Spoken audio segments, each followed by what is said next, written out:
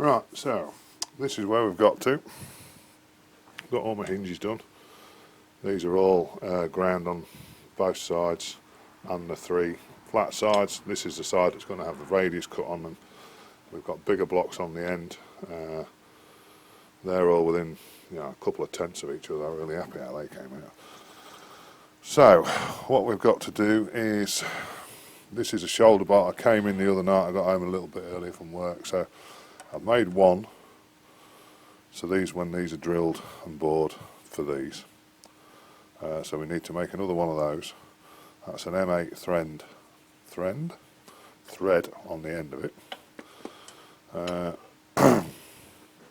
But what I've realised is this is one of the wood chipper blades that's come in to be resharpened. Now, I think my problem's going to be is this angle plate is just going to be too big, and I'll show you what I mean. If I end that way, because when it's on the surface grinder, if it's set at something like that kind of an angle up there, so that's somewhere where it wants to be, it's going to put it too far across on the mag chuck on the surface grinder, so I'm going to run out of travel. So I think what I'm going to have to do is to cut one of these down, so it's about, you can see I've written there 3 3/4, so it's about 3 3/4 inches wide. Now these are, what's that, that's 3 7/8, somewhere around there, 100 mil. Yeah, I can't have it up too far up in the air because it means I won't get my boards in either side of the mag chuck, and when I'm grinding them, the coolant will be flying everywhere but where I want it. So I'll have to cut a slither off that one, so I've got to take about 40 mil off it. I think I'll see if I've got enough gas left in my oxyacetylene to take that bit off. The other one, however, the bottom plate, that will stay as is. I'll keep that, because there's more than enough surface area here that this will clamp down nicely on the mag table, just with normal magnetism, to be able to use the wider side if I need to use the wider side for anything. So that's about where we're up to. This is just a test piece here, that little ring. I bored that out, ringed it out, sorry, for M12, so there's a lovely, sorry, not M12, 12 mil. That's a lovely fit on there, so that's my test piece on the lathe to make sure that this is going to be right. Pardon me. Right, so I've not got an awful lot of time today. It's Sunday afternoon. I'm going to make the other one of these shoulder bolts first, and then we'll see how we get on with that. Should be alright. I've already done one. I've had the head off the milling machine again, well, not the head, the motor, and I'm re-bearing the motor, and it's now, oh God, I'm really pleased with it. It's so quiet. It's just how it's supposed to be. I should say it's the quietest Ajax turret mill in the country. Well, at least I'm hoping so anyway. So we'll get on the lathe and we'll do that. Oh, well, I remember, I was watching a mate of mine on his video this morning, and he was threading a plug for something or other. Now he's making a male plug to go into a female hole, obviously, and it's to do with hydraulics or something. I think it's a bung what he's making. He can't obviously get the female part to the lathe to test fit it on the plug that he's making. So he was using some thread wires, because there was a plastic blanking plug in there, and he's gauging it from the threads off this plastic plug. Now, I was watching him with his thread wires, and he was struggling. Now, it'd be nice if you had thread micrometers for everything, but unfortunately, for most of us hobby guys, it's well out of our reach because they're so expensive. But the thread wires seem to be as accurate as anything, and relatively cheap. And they are. The downside to them is they can be a pain in the arse to use them. So, I've seen people where they, if this is the thread that they want to measure with the wires, obviously the wires are going to be a lot thinner than that, they put a gob of grease on either side and literally stick the wires on. So when you use it, all you experienced guys out there will know you use 3 wires, 2 on the top, 1 on the bottom, or doesn't matter which way around you do it, and then you mic over the thread wires. So how you hold the wires on really is, to my mind, the difference between them being okay to use or being a complete pain in the arse. Like I say, you can gob them on with a bit of grease so that it sticks the wires on in place. I've seen people with a cork out of a wine bottle or something like that, and they poke the 3 wires into the cork, so you know that's the thread they're going to measure. Let's say they're coming up to it, aren't they, with the cork, with the wires stuck out, and then you know they squash the wires into the thread with a micrometer. And a bit like anything, doesn't matter how you do it, as long as the end result's what you're after. But the way I found to do it, I haven't really seen anybody else do it. If that's an M8 thread, so if it was going to be something that I had to measure with wires because it was really critical for some reason, I would get another M8 bolt, and if I hadn't got one, I know I'd have to set the lathe up to cut M8 thread anyway, so I'd find a bit of bar and I'd cut that M8 profile. That's M8 by 1.25 I think, and then that'd be my bit that I've cut. I'll pinch the thread wires over that with my finger and then push it over there. So you're holding the 3 thread wires at the right pitch. You don't have to mess around with grease or anything like that. So that's obviously sticking in the lathe like that, isn't it? Yeah. So you've got your 3 thread wires nipped over that thread with your fingers. You just slide them over the top, put your micrometer on, take your measurement. I find that really, really simple. If you watch this, Rob, this is my mate who was trying to measure over his thing. He did get it all right, but it seemed he was using the grease method, and I thought it was a bit of a pain in the ass. But anyway, if anybody gets anything from that, good. So we'll get on the lathe and we'll get this other shoulder bolt made.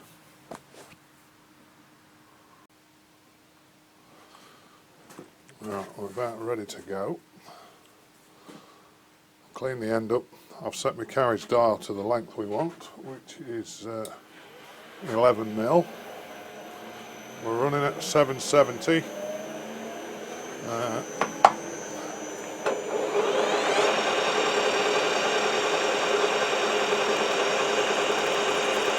So this bit of bar is about 20mm, I think. So it wants to be down for an M8 thread. M8 with 1.25.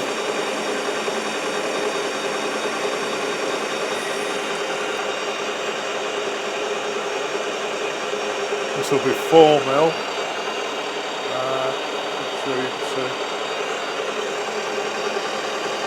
So we've got set right, about nearly about 12mm off it.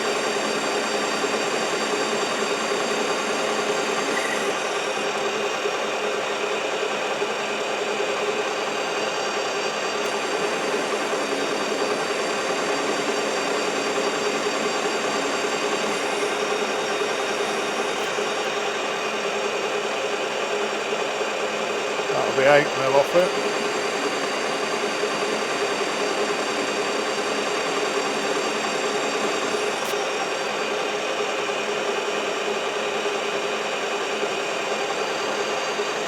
Ten.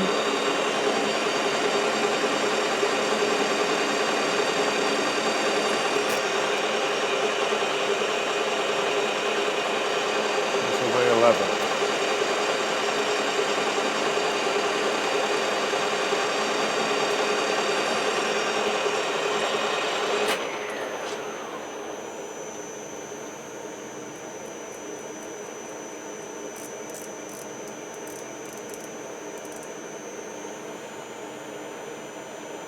.08.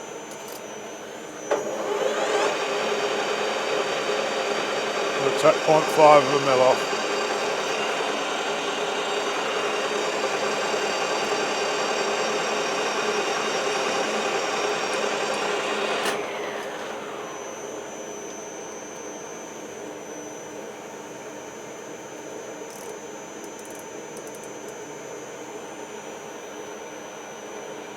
.47. We'll just take 0.4 of a mil off it.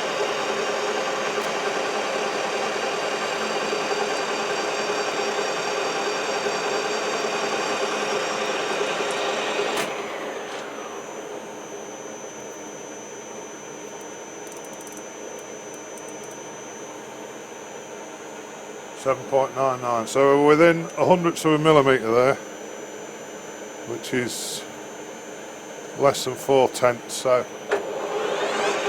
pull that good. Going to come in,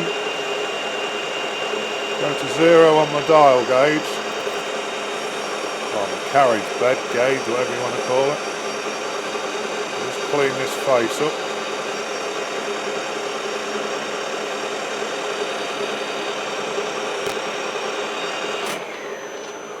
Right, so the next bit's going to be touch up on that face there.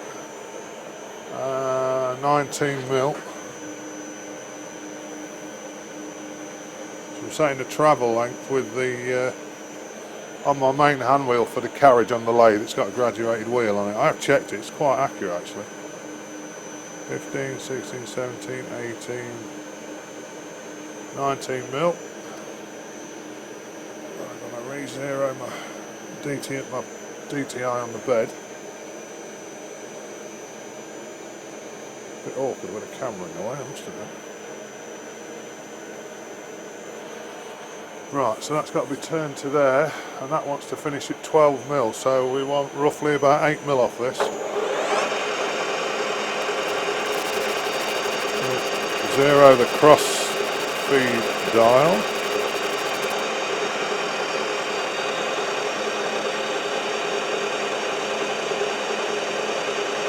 This will be a 2mm cut again. What did I say we wanted off it? About 8mm.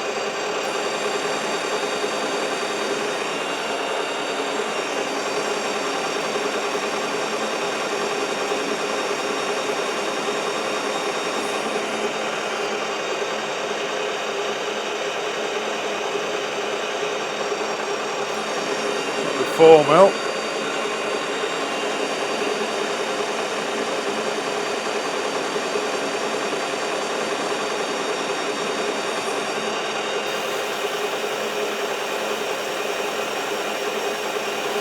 Take 6mm and then I'm going to have a measure. Yeah.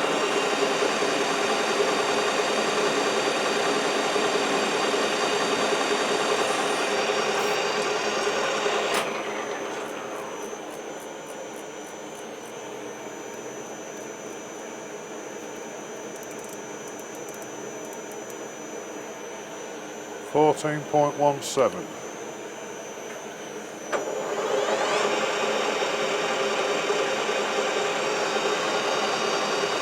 This will be a 1mm cut.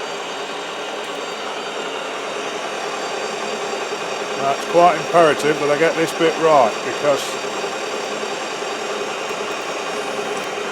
this part of the shoulder bolt is what goes through the reamed hole, and the reamed hole is 12mm. So there might be a bit of 1305. Yeah, I might end up taking quite a succession of light cuts here and creep up on it, so I don't go and mess it up.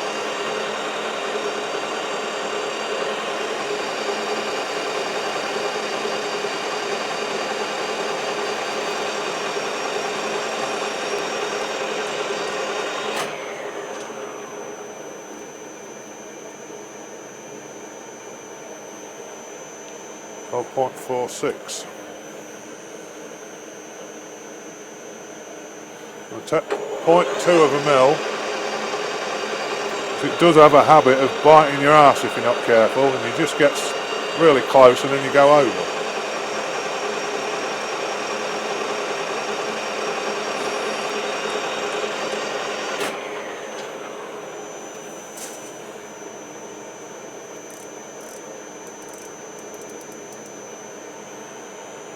.16.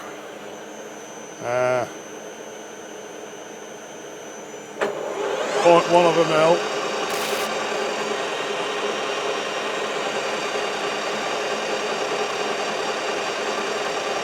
Really light cut, slightly better finish look.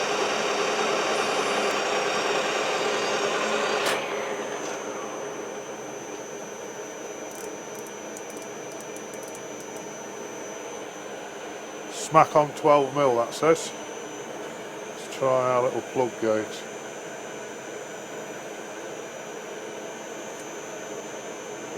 Right, when it's on, that's spot on, that is. Right, next bit. Yeah. Right, well the next bit really is to just turn this OD here, which you're not going to be able to see. I'll move the camera around a bit.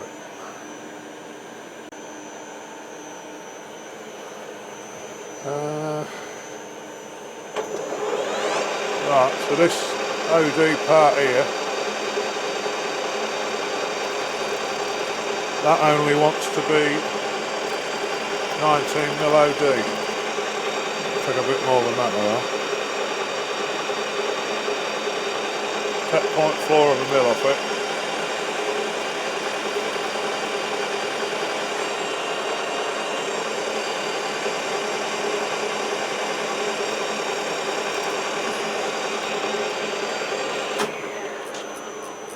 Let's open my micrometer up now.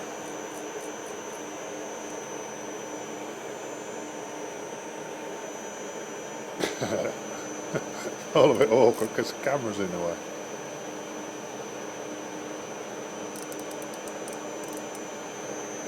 Doesn't matter too much about this measurement. 19.54. 1, 2, 3, 4, 5. That's 0.5 of a mil.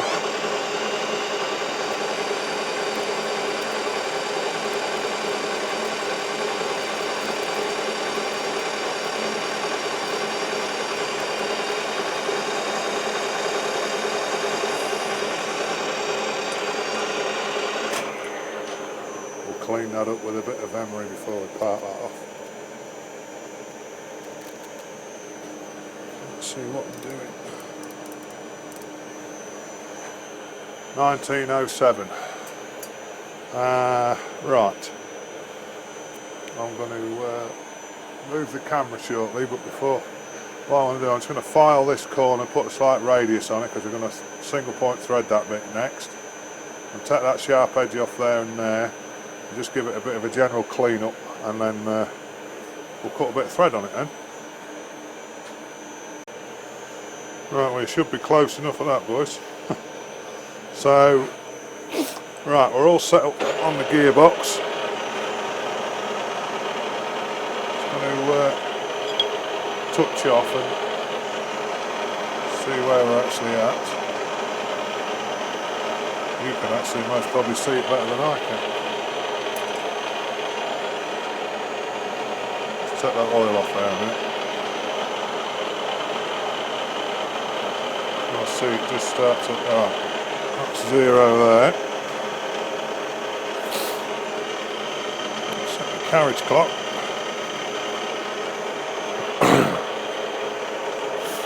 Right, let's take a scratch past, shall we, and see where.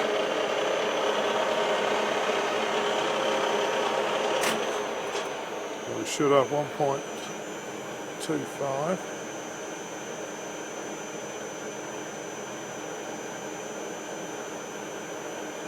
Get my magic glasses, I can't see shit without them, even with my glasses on.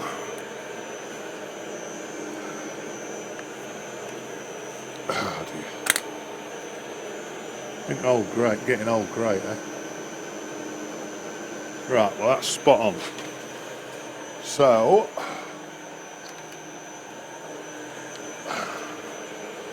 come back out, come back into our 0. We'll have the machine on.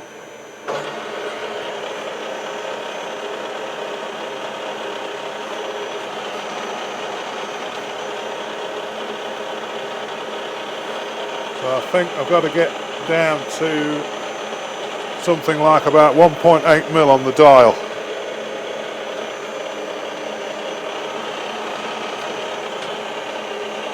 That was half a mil.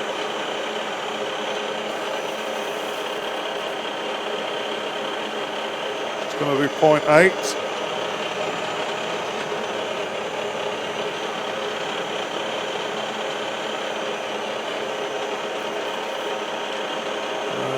Go to 1.1. Wait for a number.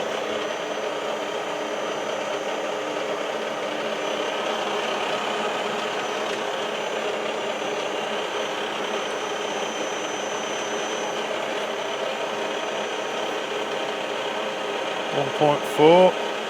I'm looking for a nice fit with the nut, not a super nice fit, but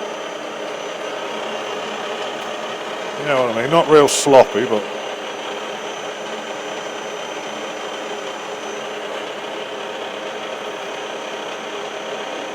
that takes us into 1.6.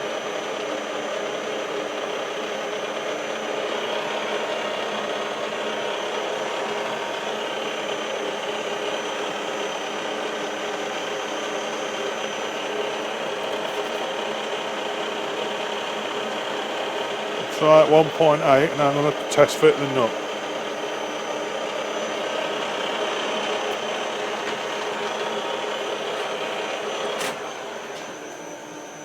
I should have been putting a bit more oil on there than that, shouldn't I? Not quite. But this is where you'd be tempted to increase the depth, but I'm not going to do. Because it may well just be a load of spring in it all. So we'll go at 1.8 again. Yeah, that's pulled a nice chunk off there.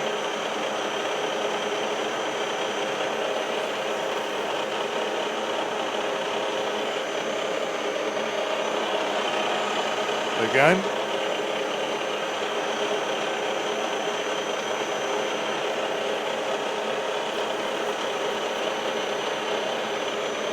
So if you include the first time we cut at 1.8, this will now be the fourth time.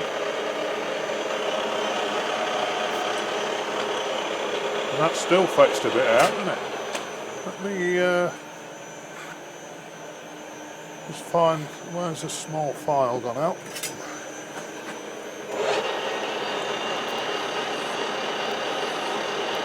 Just take any burrs off the top of there that might be hindering us a little bit. Blow it off.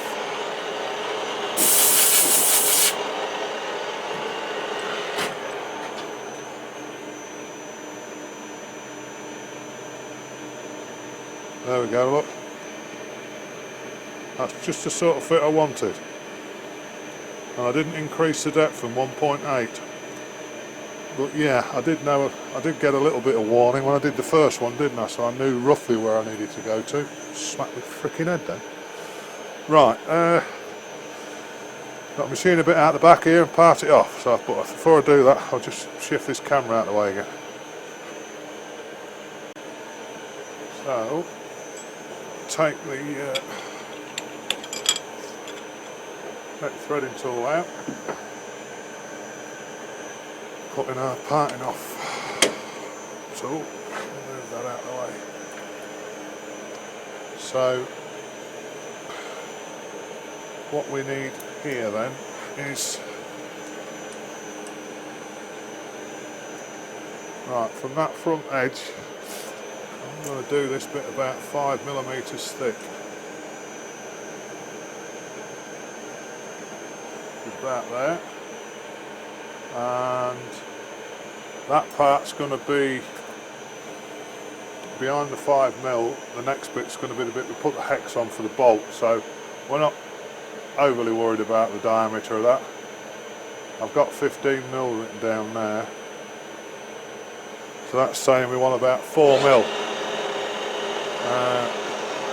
I'm going to set my carriage dial at the bottom here, so I've got a bit of a reference point just to come back to. And I'm going to come in nice and kind of see what we're doing. Yeah.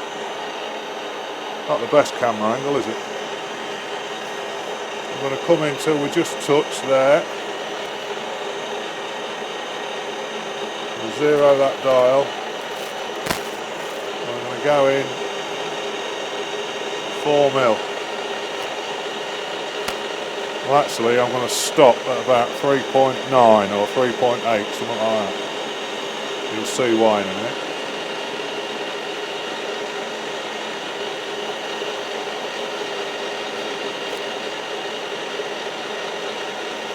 Yeah, we'll stop at 3.8. I'm going to come out. And I'm going to go back in alongside it.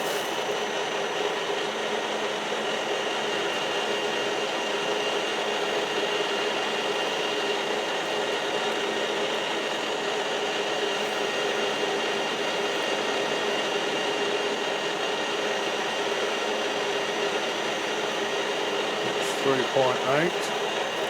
Right, I've got that bolt head there at about 7mm, which is going to be,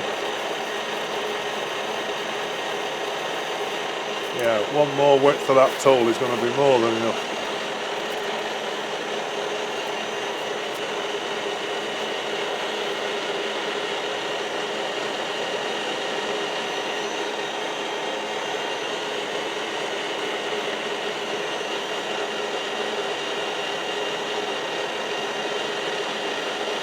So at 3.8 there, I take that into the 4 and then bring the whole thing along.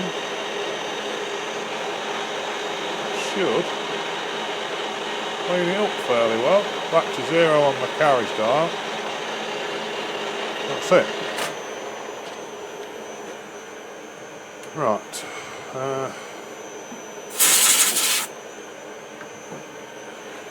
Let's see if I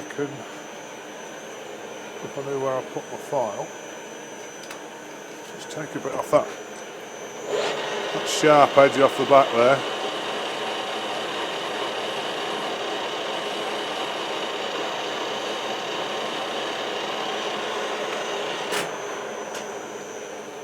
So now we want this just about 7mm long. In fact, I think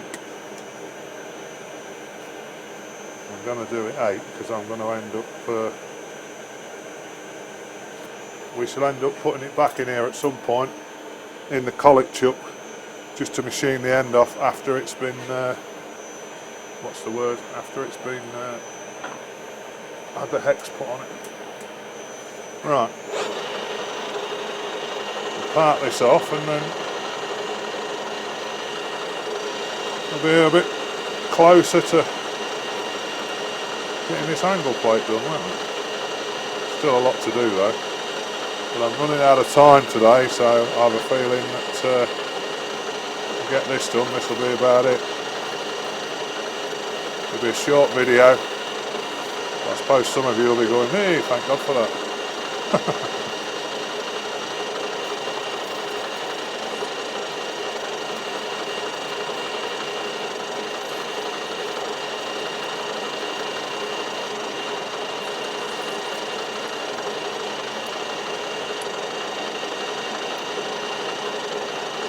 Don't know how much of that you can see, but that's the parting off tool holder we made before. Actually works quite well. There we go. Right, let's have a bit of a look at that. Well, that's about where we've got to at the moment, chaps, ladies and gents, and all the rest of it. I say I'm running out of time, but that's our 2 bolts done now anyway, so that's the 2 that will go in each end, so they're going to go through there like that. So I suppose that the next thing I'll be doing is I'll cut that plate down and machine both sides so they're parallel to one another, and then I suppose when that's done we'll have to start thinking about